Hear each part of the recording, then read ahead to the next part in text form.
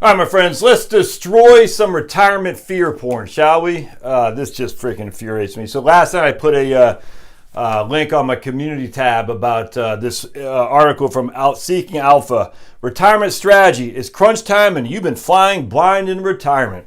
And this guy, he goes into why these couple are they're basically doomed, and the whole thing is nuts. So we're going to go into this because it just infuriates me. All right, so the premise here is we have a couple who have $30,000 of Social Security. All right, they have $150,000 in a savings account, no investments at all. $150,000 in savings, $250K in a home equity, which is essentially paid off, is what this guy said. He said the mortgage is basically paid off, so I guess we'll just say it's paid off. He says it's virtually paid off. I don't know what that means, but I guess he has no mortgage. All right, but then he says they have. The couple are frugal and spend $58K a year. Now, how does he get that? Well, he gets that from the average. That's the average in America is $58,000 a year, and he says based on an effective 20% effective tax rate, $45,000 is the equivalent of $58,000 of gross income, gross, and he's saying $45K net.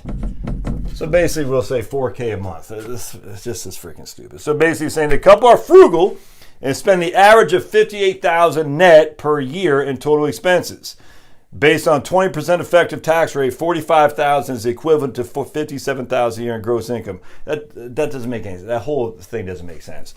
Does it say how many people have viewed this, though? No, I can't see. But it has 250 likes. But it doesn't say how many people. But this guy has 68,000 followers, man.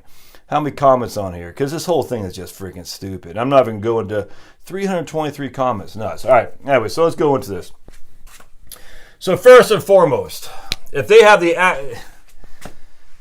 expenses are primary rule number one. Remember that. So we're going to dive into this first. But I just want to first and foremost show you $30,000 Social Security. All right, well, let's just see how they get that. If they had the median household income, we're going to, for simplicity, say $60,000. All right, $60,000 is the median household income. And again, if you're not familiar with my stuff on Social Security, that's indexed for the average wage index. So we're going to say $60,000. Do they say what age these guys are? He doesn't. We're going to say $60,000 is the median income over the course of their working career. So essentially, they've averaged $60,000 in indexed earnings, if that makes sense. So we take $60,000, we times that by 35, and we take our trusty calculator because we're going to figure out what their Social Security benefits first. 60,000 times 35, we're going to get 2.1 million is their total index earnings. 2.1 million. Now we're going to divide that by 420 because there's 12 months in 35 years to get our PI, to get our average index monthly earnings. So we got 2.1 divided by 420, and that gives us 5,000 is our AIME, our average index monthly earnings. All right, so the first 960, we times that by 0.9, and then the remaining of that, 5,000 minus 960 is 4,040. So 4,040 would be times by 0.32. All right. So let's go into that. So, all right. So bear with me just a second. I hope you're familiar with my videos on this because this is important to understand. That's 864. All right. 864, and we got 4040 times 0.32, 1298. All right, 1298 plus 864 is 2150, 2156. All right, 2156 times 12 is $25,000. We'll just say round up $26,000. All right, and if the spouse only worked half time, if the spouse didn't have any income on her own, we're gonna have half that. So if there was at $13,000. 39,000. So right there alone, we have more than what he's saying for Social Security. Now, what if he took it early? All right, so if they took it early, and just for simplicity, we'll divide that. So if they took it at 62 times by 0.7, it'd be about $27,000 if they took it at 62, roughly. So I'm not sure if this is at full retirement age, 66 we'll say, and because they're already retired, that's at 62. So I'm not sure where he's getting the 30,000 from. I bet he doesn't know either. He's just saying, I don't know where he's getting it from. I imagine, actually I have no clue. Where's he getting 30,000 from? Be that as it may, we'll use that, but just first and foremost, can we get the freaking Social Security number right first and foremost? I mean, let's actually go into this Social Security information correctly. All right, so now, we got, we'll just use the $30,000 because we'll say they took it earlier or something like that. I don't know. And I mean, just this is why it's so stupid. But I just want to show you $30,000 for Social Security. It doesn't take much to have more than $30,000 in Social Security. Even if they only average $60,000 as their household income and only one worked, the husband worked and the wife didn't, and if they took it at the earliest 62, they still get $27,000. That's probably the worst case scenario. So anyway, be that as it may. All right, so now let's say they have $30,000 of income. All right. And now, I don't know why he's saying this is net. It's not net, because then he uses taxes. I don't understand that. It doesn't make any sense at all. So this is net. This is what they need after taxes, which is friggin' stupid. I'm going to show you why. $58,000 a year is income. We're going to go into $58,000 a year, of which $30,000 is Social Security. That means $28,000 is what they need. All right, $28,000 is what they need. So if they're taking it from a savings account, right, what's their tax bracket going to be? It's going to be nothing. I'm just telling you right now. Why? Because this has already been taxed. So there's no tax here. All right, nothing. And if your $30,000 of Social Security is all you got, then it's not tax. I'm just telling you right now, it's not taxed. I'm not going to go into the details here. It's simply not taxed. I've done 8,000 other videos to show you how, because this is after-tax money, because it doesn't flow to your 1040, it's a big fat goose egg on your 1040. It literally does not show up in your 1040, which means this right here, your Social Security, is 100% free and clear of taxes. It's just that simple. I don't want to dive into that in this one, but just look at provisional income. So essentially, they got $58,000 tax-free, but again, they only need $45,000. That's it. They need $45,000 because he is saying $58,000 with a 20% effective tax rate, which is freaking stupid. They don't have a 20% effective tax rate. They got a 0% effective tax rate. Nothing. They pay no tax ever again because all their money is in a post-tax account. So we're going to go back to $45,000 is what their expenses are. All right. So they got They need $45,000 expense. I mean, this is just so freaking, it's so easy for these guys to make it work. And I don't understand what the point is here that is just leading people to say, oh my goodness, I'm going to be destitute. It is just weird. All right, now this guy's even arguing that they should buy 2 freaking dividend stocks, which is nuts. And somebody else saying they should buy Bitcoin. All right, so we got $30,000 Social Security. We need $15,000, all right, that's our need. We got $150,000 sitting in cash, not making any money, that's fine. We got $250,000 home. All right, well, how we figure this out? Well, it's simple. We got $30,000 plus 15. That's literally 10 years right there. That gives us 10 years without even touching the cash.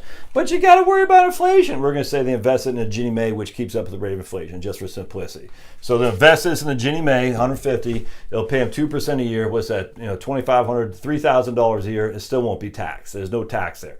So they pay no tax. So essentially, this cash we'll put in the Ginnie Mae, VFIIX.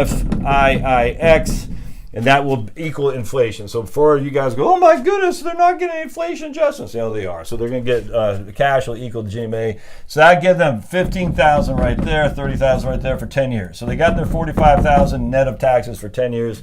It's just $45,000 is what they need. It's basically $4,000 a month. All right. So 10 years goes by. And again, we started at 62. We took Social Security early for some ungodly reason. We started at 62. So now we're 72 years old. Oops, 72. Oops.